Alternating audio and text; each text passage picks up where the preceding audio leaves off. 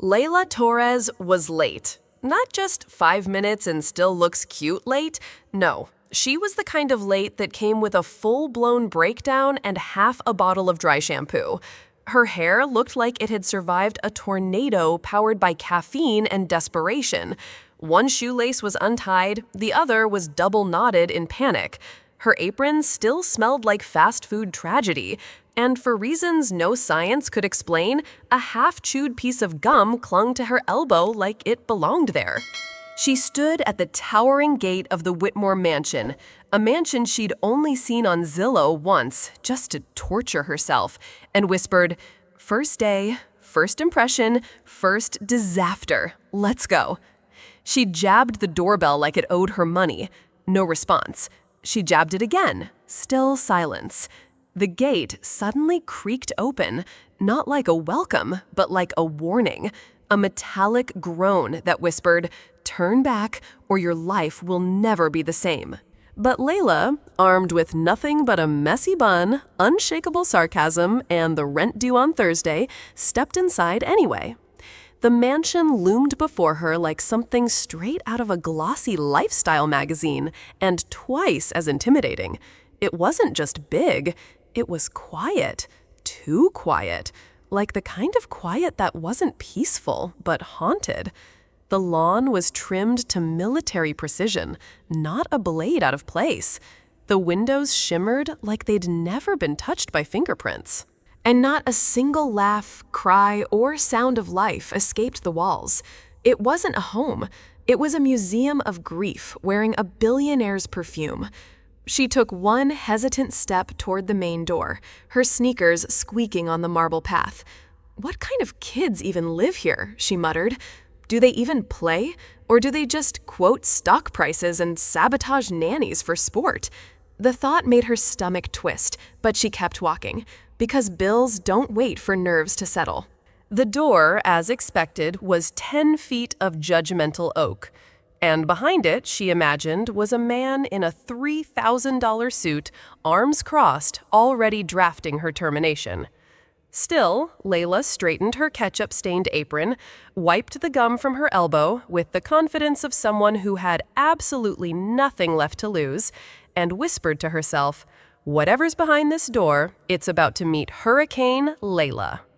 She knocked once, and somewhere inside that mansion, something stirred. She was still adjusting her apron and mentally rehearsing her "don't fire me yet" smile when it hit her. Not the job, a drone. A real, full-sized, whining, spinning, maniacal drone trailing 3 rolls of toilet paper like it had just escaped from a preschool apocalypse. "To the chandelier!" a high-pitched voice shrieked from inside the house. Then another "Mission Ignite!" Before Leila could process what was happening, the drone swerved through the massive living room, zipping just inches from her head and heading straight for the sparkling crystal chandelier above. "No, no, no! Don't! Bam!" The drone hit it dead on. The chandelier didn't fall, but it swung violently like it was reenacting an earthquake scene from a Hollywood movie. Prisms clinked, light flickered. And somewhere, the sound of a billionaire's blood pressure rising echoed in the walls. 2 tiny bodies burst into view screaming with laughter. Identical, 6 years old, dressed like chaos and confidence had babies. One had a dinosaur t-shirt, the other wore pajama bottoms and a superhero cape. "Yeah, direct hit! We're legends!" They collapsed on the marble floor, cackling like they had just hacked into the Pentagon. Leila stood frozen, mouth open, clutching the wall for support. "I just walked into a war zone with glitter. Hi," she croaked. "I'm the new nanny." The one in the cape squinted at her and said, "You're late." The other pointed at her apron, "And you look like a dirty hamburger." Max and Leo Whitmore, nicknamed by staff as the $1 Million Gremlins. 9 nannies had quit before them. 1 allegedly joined a monastery. Leila blinked. "This is fine. Totally manageable."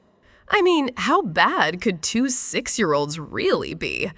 Behind her, the drone let out one last dying beep and burst into sparks. Click. The door slammed shut behind her like a verdict, and suddenly, Leila realized she was no longer just late. She was locked in with him.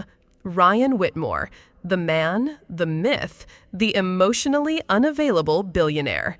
Wearing a charcoal gray suit that probably cost more than her car, he turned to face her slowly, like she was a glitch in the Matrix. His jaw was sharp, eyes sharper, and the room seemed to chill by 5 degrees just from his presence. His eyes scanned her, from her half-tied apron, to the gum stain on her sleeve, to the faint glitter still clinging to her forehead from the drone explosion. And then he spoke, calm, measured, deadly. "You look like a broken hamburger, and you're the nanny." Leila blinked. She could have cried. She could have run. But instead, she smiled, crooked, defiant. "Technically, I'm more of a chicken nugget in crisis, but close enough." Ryan didn't laugh. Of course he didn't. Instead, he stepped closer. Cool, controlled. The kind of man who probably had a spreadsheet for his emotions, if he had any left. "You're 37 minutes late. Max almost crashed the drone into my art installation. Leo used my Versace tie to mop up orange juice, and now my chandelier is listing to the left. Tell me, Miss Torres, should I fire you before or after my next espresso?" Leila stared at him. Her heart pounded. Her instincts screamed, "Get out." But her mouth had other plans. "Before, definitely. That way, I don't have to watch you drink espresso like you're auditioning for a villain role in a Netflix reboot." Silence. A long, tense, "Oh, no, she did not just say that" silence. Then, Max and Leo cackled from behind the sofa. "She's awesome! Can we keep her?" Ryan's eye twitched. Leila thought she saw it. The tiniest flicker. A crack in the iceberg. For 8 months, the living room of the Whitmore estate had been frozen in time. No cartoons, no toy sounds, no laughter. Just the ticking of a grandfather clock and the whisper of grief that clung to the walls like dust. Even the staff walked softer in that room, as if noise itself was a betrayal. Until now. Until Leila Torres walked in with a sock puppet, an upside-down crown, and a T-Rex roar that could make Spielberg blush. "Good morning, Maximus the Brave and Leo the Trickster," she bellowed in a regal British accent. The twins blinked, then frowned, then Leo snorted. Max bit his lip, and then it happened. They laughed. Hard, loud, unfiltered. Leo rolled off the beanbag laughing so hard he hiccuped. Max clapped like he'd just seen fireworks. And the room that had forgotten what joy sounded like came alive. Ryan Whitmore, who'd been standing silently in the hallway with a tablet in hand, stopped breathing. He watched from behind the frame of the doorway like he was witnessing a ghost. Not Leila, but the sound. That sound. The one he hadn't heard since her funeral. The one that haunted his dreams and tortured his silence. His sons, laughing. Ryan didn't move. Couldn't. For a split second, it felt like time folded. He was watching them laugh, but he was also seeing their mother twirling in the garden, holding both boys by the hand. And then reality snapped back. Max shouted, "She made the sock say, 'I like broccoli, but only if it screams.' She's insane," Leo gasped. Leila looked up mid-roar and saw Ryan. Their eyes locked. She stood, unsure whether she should apologize or leave. But Ryan just stood there, still, silent. Then he turned away and walked down the hall. Not a word. But his hand reached up to his chest just once, as if something in there had cracked open. If the Whitmore mansion had a sound, it used to be silence. But tonight, it sounded like slime squishing cookie trays clinking and a dinosaur reading The Little Prince in a Spanish accent. Leila Torres wasn't just babysitting anymore. She was on a mission. After the laughter explosion earlier, she refused to let the momentum die. So she rolled up her sleeves, still glittery from earlier, and turned the kitchen into a 5-star chaos zone. "What shape does stars taste like?" she asked dramatically. "Vanilla, with space dust," Max shouted. "No maple syrup and moon cheese," Leo countered. There was flour on the ceiling, frosting in her hair, and one sticky slime bubble stuck to the chandelier. Leila looked like a Christmas elf gone rogue, and she didn't care one bit, because they were happy. And when bedtime came, she didn't just say good night, she performed. With a blanket over her shoulders like a cape, Leila stomped into the room on tip-toe claws, using her best dinosaur voice. "Once upon a roar, there lived a prince so small he could sleep inside a sunflower." The twins giggled under their space-themed blankets, wide-eyed and fighting sleep. Then she whispered in gentle Spanish, "Duerme, mi amorcito, los dragones duermen contigo." Sleep, my little love. The dragons sleep beside you. And that night, for the first time in nearly a year, no one cried at midnight. Not Max, not Leo, not even Ryan, standing quietly in the hallway, hand on the doorknob, frozen by the sound of her lullaby. He didn't go in. He didn't need to. Because somehow, through slime and bedtime stories, Leila had done the impossible. She brought peace. The mansion was quiet, but not the kind of quiet that haunted. It was a gentle quiet. A quiet filled with the soft breathing of two boys finally sleeping without nightmares. A quiet interrupted only by the occasional rustle of a bedtime story slipping to the floor. A quiet that should have brought peace, but to Ryan Whitmore, it brought panic. He stood in his study, tie loosened, glass of untouched whiskey in hand, staring at the baby monitor screen Leila had insisted on installing. There, in grainy grayscale, Max clung to Leo, both snoring, both smiling. And next to their bunk bed, Leila, curled up on a beanbag, asleep, still wearing glitter. Ryan's jaw clenched. "This isn't her place," he muttered. Then why, he wondered, does it suddenly feel like home? His fingers grazed the bookshelf behind him, a fine layer of dust. The same shelf his late wife used to decorate with fresh flowers every Friday. He hadn't touched it since the funeral. He hadn't allowed himself to, because feeling meant remembering, and remembering meant hurting. And hurting meant losing control. And Ryan Whitmore never lost control, until now. Because every time Leila laughed, the boys laughed louder. Every time she messed up, they forgave faster. Every time she walked into a room, it didn't feel like a cold estate anymore. It felt like family, and that terrified him. Because if Leila had the power to bring this warmth, what would happen when she left? What would happen when the glitter wore off? Some doors creak when you open them. This one whispered. Leila didn't mean to open it. She was looking for a laundry basket. The twins had covered the hallway with slime and socks, and in a rush, she turned the wrong knob. The door slid open too easily. The air behind it was still, dry, preserved, a museum of grief. White curtains drawn tight, a dresser covered in untouched perfume bottles, a single scarf on the edge of the bed still holding its original fold, like someone meant to come back for it. Leila took one step in, then another. Her eyes scanned the shelf near the window. That's when she saw it.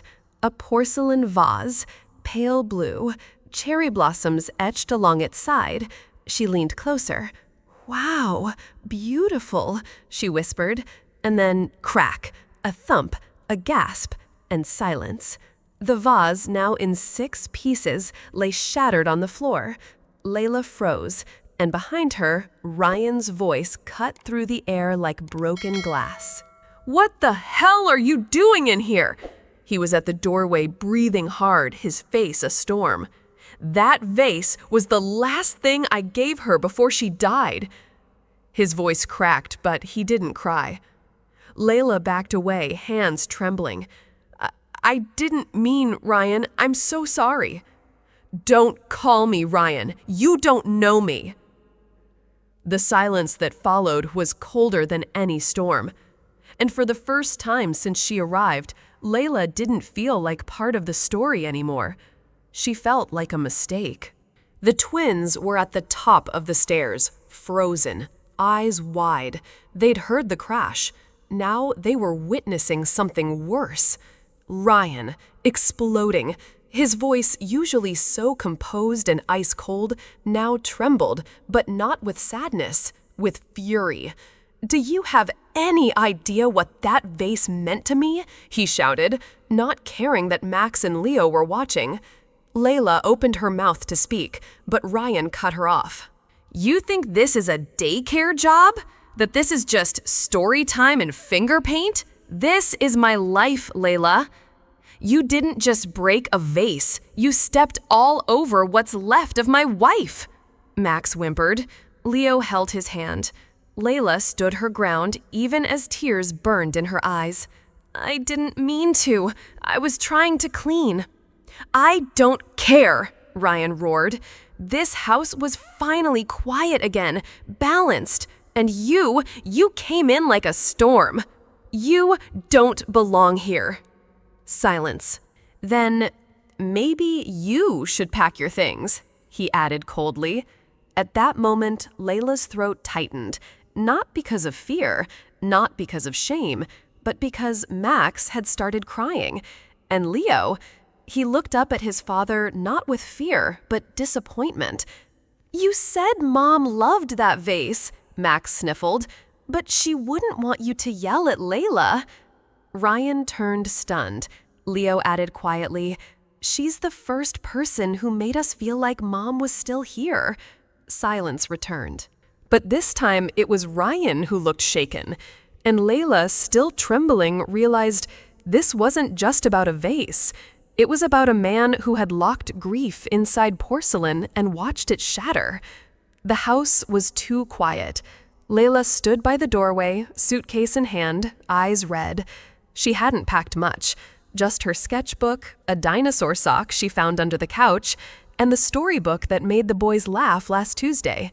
Ryan stood across the foyer, arms crossed, stone-faced. Until, "Dad!" A scream from the garage. Then a bang. A second one. He ran. So did Leila. The door to the garage swung open, and there they were. Max and Leo curled up inside the back of Ryan's SUV, arms wrapped tight around each other, eyes swollen from crying. "If she leaves, we leave too," Max shouted. "Yeah," Leo echoed, sniffing. "We're not staying without her." Ryan froze. The breath left his body. "You don't mean that," he said, voice trembling. "Yes, we do," Max yelled, thumping his fist on the seat. "You always say we can't choose who leaves. Well, we're choosing now." Leila dropped her suitcase. "Boys, this isn't your fault." "It is if you go," Leo burst out. "We're tired of people leaving. First Mom, now you." That hit Ryan like a punch to the chest. He reached for the door, but they locked it from the inside. Silence. Tears fell freely now from all three. Then, softly, "Please, Dad," Max whispered, "just fix it." And for once, Ryan didn't have a plan. No schedule, no solution. Only the sound of two little hearts breaking. The Bentley pulled up at exactly 8 a.m., not 7:59, not 8:01, because Lady Margaret Whitmore never tolerated tardiness. She stepped out in her signature navy blue wool coat, cane clicking sharply on the marble, hair immaculate, pearls shining, wrinkles sculpted like royal armor, and she was already frowning. "Where is the new nanny?" she asked the butler, spitting the word like it offended her British bloodline.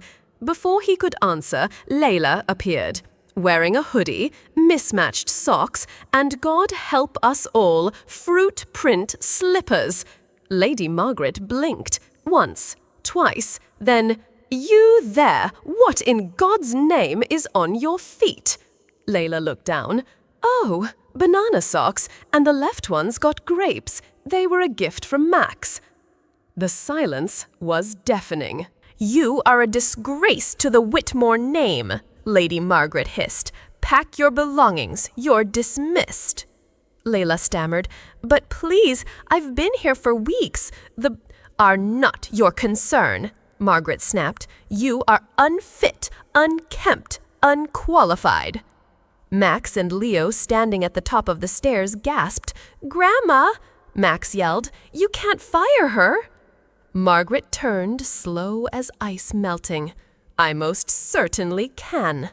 "Then you're not invited to our pirate party," Leo blurted.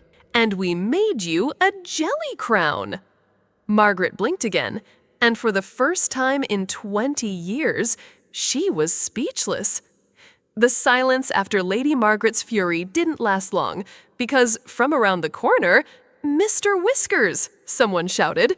Too late. A blur of orange fur launched itself across the hallway and straight onto Lady Margaret's shoulders. "Good heavens!" she screamed, spinning in a panic, trying to swat the cat off. But the feline had its claws tangled in her scarf, yowling. Everyone froze, except Leila. She dropped the Band-Aids in her hand, ran toward them, and whispered, "Shh, easy now, little king." Her voice, low, warm, unexpected, cut through the panic. In one fluid motion, she unwrapped the scarf, lifted the trembling Mr. Whiskers into her arms, and stroked behind his ears. The cat purred. Lady Margaret, flustered and slightly scratched, collapsed onto the couch. Leila reached for the first aid kit. Her hands were shaking. But her eyes were steady. She dabbed antiseptic gently on the tiny scratch on Margaret's hand. No words were spoken.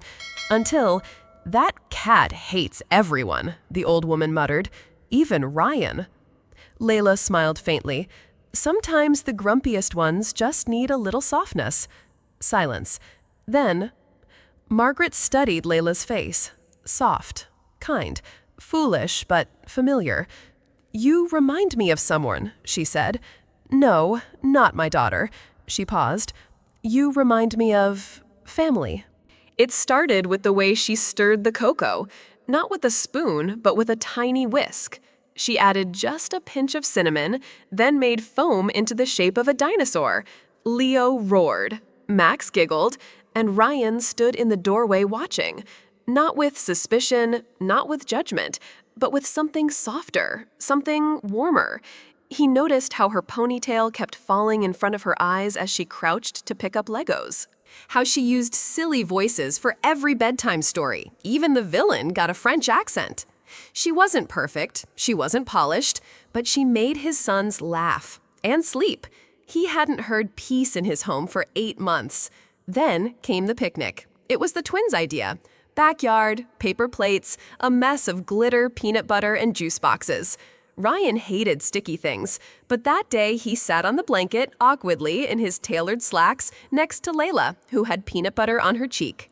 And he laughed, really laughed. Not the polite CEO kind, not the press conference chuckle, but the kind that crinkled his eyes and made his stomach hurt. And just for a second, when he turned to look at her, he didn't see the nanny. He saw Leila.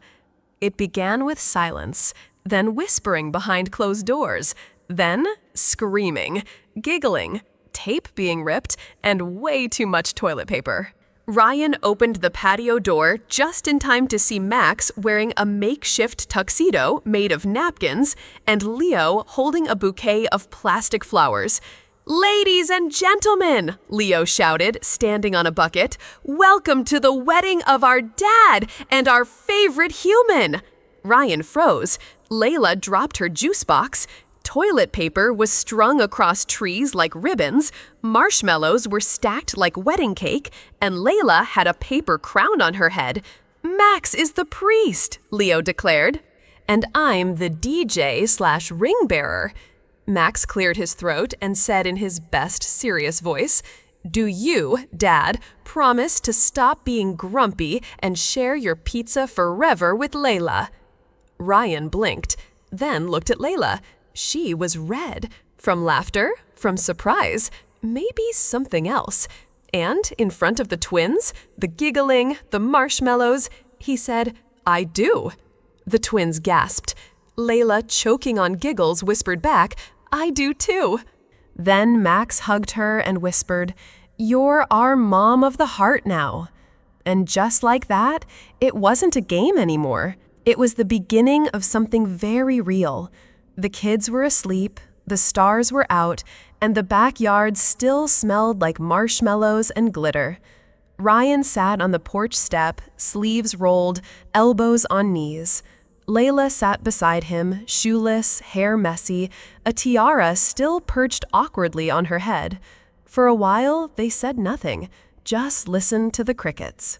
And the quiet hum of something new. Then Leila whispered, "I loved you since the day you signed that contract and didn't notice the slime on your shirt." Ryan blinked. Leila laughed, looking away. "You were so serious. CEO of the year. But that neon green slime stating, it was shaped like a heart, and you didn't even wipe it," she chuckled. Then softer, "I knew then, you weren't as cold as you pretended." Ryan turned to her. He hadn't expected this. Not tonight. Not ever. But something inside him unlocked.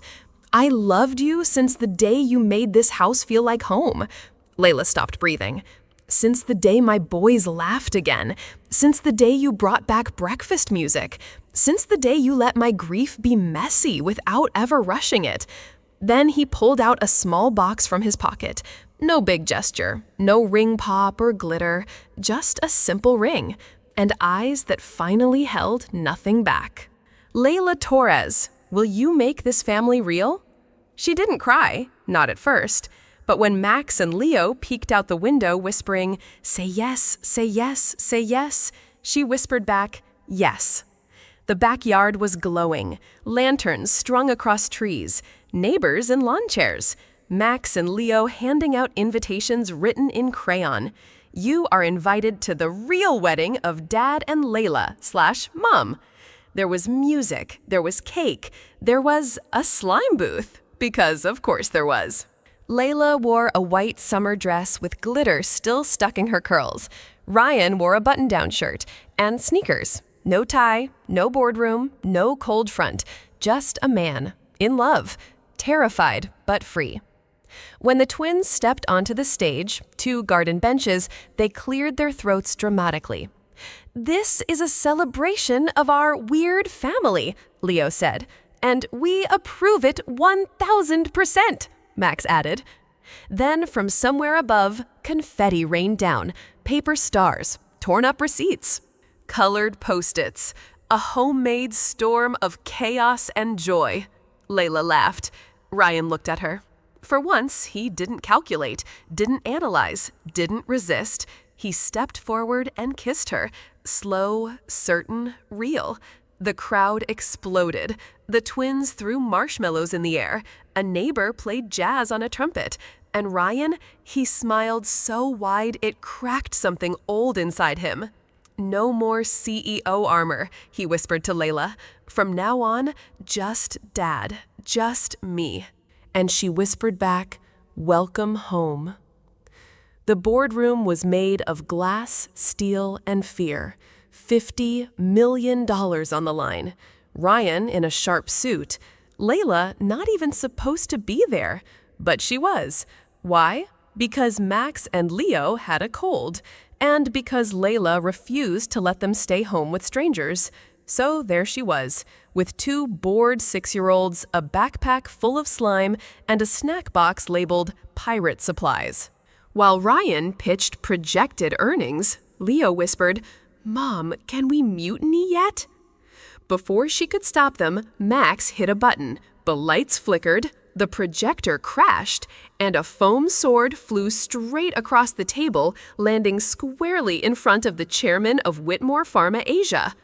Silence. Deathly. Until Leila stood up. "Captain Banana reporting for duty!" She yanked 2 paper hats out of the backpack, jammed them on the twins' heads, and began, "Arg, this be the treasure map of projected quarterly plunders." The investors blinked. Ryan froze. But then, laughter. Not from Ryan. From Mr. Chang, the sternest man in the room, who clapped his hands and said, "That's the first fun I've had at a pitch meeting in 10 years." Leila pulled out sushi made from banana rice cereal and Nutella. The twins passed it around. Ryan buried his face in his hands. Then Tholi slowly looked up. They were all smiling. All, including the ones holding the checkbooks. He stood, cleared his throat. "Well, gentlemen, if we can innovate a way to cure disease, surely we can survive pirate reinforcements." They signed the deal, right after taking a selfie with Captain Banana and her pirate crew. Later that night, Ryan found himself standing in front of the mirror, not in a boardroom. Not at a funeral, just in his bathroom, with a paper pirate hat on his head and Nutella on his tie. "What am I doing?" He chuckled softly, half shaking his head. Then something strange happened. He looked at his own reflection and smiled. Not the tight-lipped, polite smile he'd mastered over years of mergers and meetings. Not the PR smile. Not the grief-concealing CEO mask. A real smile. Messy, slightly lopsided, honest. He hadn't seen that version of himself in years. The boys were already asleep, curled up in their pirate jammies. Leila was in the kitchen humming a lullaby in Spanish while wiping marshmallow off the fridge. And Ryan, the once widowed, steel-hearted executive, felt something warm and terrifying rise inside him. Joy. Not fleeting amusement, not professional satisfaction. Joy like a spark in a cave that hadn't seen light in years. He walked into the kitchen. Leila turned around startled, then froze. Because there he was, CEO Ryan Whitmore, wearing the stupid pirate hat, holding a mug of coffee, and smiling like he meant it. "What are you doing?" she asked, eyes wide. Ryan raised the mug solemn. "Reporting for duty. Captain Coffee, first mate to Captain Banana. We sail at dawn." Leila burst out laughing, and Ryan whispered more to himself than anyone else. "It's been so long since I laughed like someone actually alive." The sun was setting like melted gold across the Whitmore estate. Leila was barefoot, chasing Max and Leo with 2 pool noodles in hand, both boys in pirate hats and goggles. The backyard looked like a children's fantasy gone off script. Slime everywhere, a cardboard ship in the pool, glitter stuck to the dog. She didn't hear the music at first, until it grew louder and familiar. Her heart skipped. It was her mother's lullaby remixed with jazz. Then she saw the lights. Twinkling fairy lights strung between trees. A marshmallow cake tower, crooked but proud. A picnic blanket with flip-flops placed neatly at the center, and Ryan wearing the flip-flops. The man who once wore $1,000 leather shoes like armor, now standing awkwardly on the grass in foam sandals, holding a bouquet of dandelions and candy canes. "Leila," he said, voice tight with nerves, "I thought I'd do this properly. But then I realized we're not proper people, are we? You showed up with gum in your hair. I showed up with my heart locked in a vault. But somehow you unlocked it. With slime, with laughter, with being exactly who you are." He knelt awkwardly, clumsily, adorably, one flip-flop almost flying off. "I don't want a polished life, Leila. I want this. I want you. I want the chaos, the joy, the stories. And most of all, I want you to be the mom of their hearts officially."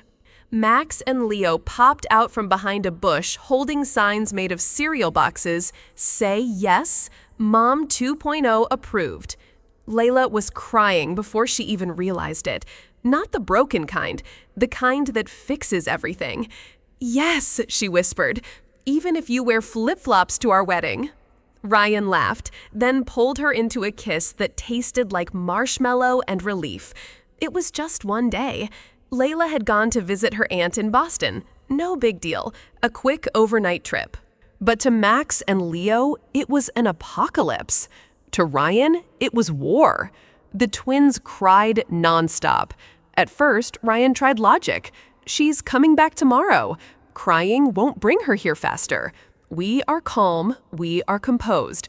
But the twins weren't CEOs. They were 6, and their world suddenly missing slime giggles, bedtime stories, and dinosaur voices was collapsing. Dinner was chaos. Leo threw spaghetti at the wall. Max hid under the table whispering, "She's never coming back," at 2:07 a.m. Ryan stood outside the twins' bedroom, shirt wrinkled, hair disheveled, holding a burnt sock puppet and a bottle of warm milk, like weapons in a battle he had no idea how to win. Then he called. Leila answered half asleep. "Ryan, is everything okay?" There was a pause, and then the words that shocked even him. "I thought I didn't need anyone," Ryan whispered, "but I can't breathe without you here." Leila blinked, stunned, not by his words, but by the rawness in his voice. "Max asked me to sing like you do, and I tried. God, I tried. But I just scared the dog." She laughed softly. "Tell Max I'll be home before bedtime. And Ryan, it's okay to not be the strong one all the time," he whispered. "I miss you. We miss you. Please come home." And in that moment, it wasn't a CEO speaking. It was a man, a father, a heart finally wide open. The living room was transformed. Paper stars dangled from the ceiling. A cardboard stage had been built with crayons and glitter. 2 chairs in the front row reserved for King Ryan and Queen Leila. Max wore a cape made from a dish towel. Leo had one sock on his hand like a puppet, and a karaoke machine from the attic sat proudly center stage. Ryan chuckled. "What's the occasion?" Max cleared his throat dramatically. "Ladies and gentlemen, and CEOs who cry when they burn pancakes, welcome to the grand talent finale." Leila blinked. "Talent show," Leo nodded. "Yeah, it's called How We Knew She Was the One." Then the music began, an off-key piano melody they composed on a tablet. Max and Leo sang together, off-beat, off-tune, and utterly perfect. She didn't come from our mommy's belly, but she came from the sky the day we were ready. She knows our fears, our favorite games. She calls us sweet nicknames, not just our names. She doesn't yell when slime's in her hair. She hugs like she grew us right there. She's the mom of the heart, and we knew from the start, no papers, no blood, but she's part of our chart. Leila was frozen. Then tears fell fast, hard, unfiltered. She rushed to the little stage, dropping to her knees. I don't deserve this," Max shook his head. "Yes, you do. You stayed," Leo added. "Even when we were mean, even when Dad was grumpy, even when you broke the fancy vase." Ryan stood, walked to the stage, kneeled next to her, and pulled all 3 into a trembling hug.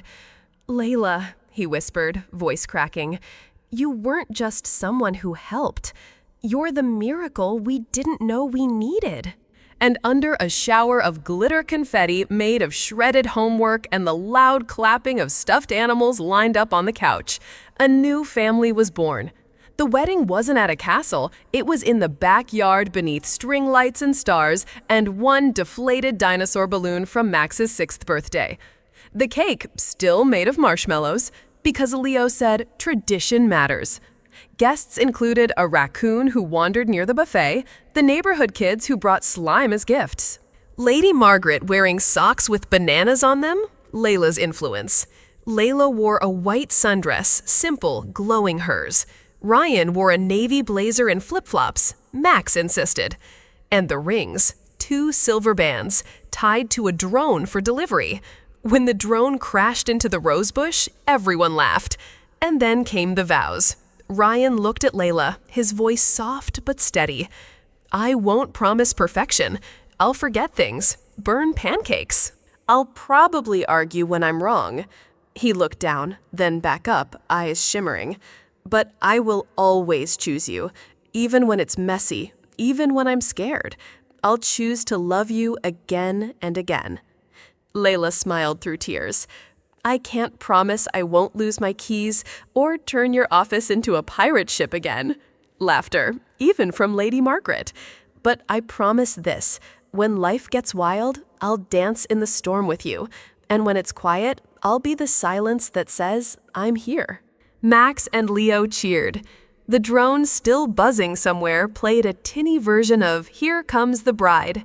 And as they kissed under confetti, marshmallow frosting, and giggles, Ryan whispered, "We're gonna mess this up sometimes." Leila grinned, "But we'll always choose love." And they did. Love doesn't have to be perfect. It just has to be real. You don't need to be flawless to be loved. You just need to show up messy, brave, kind, and not give up when things get hard.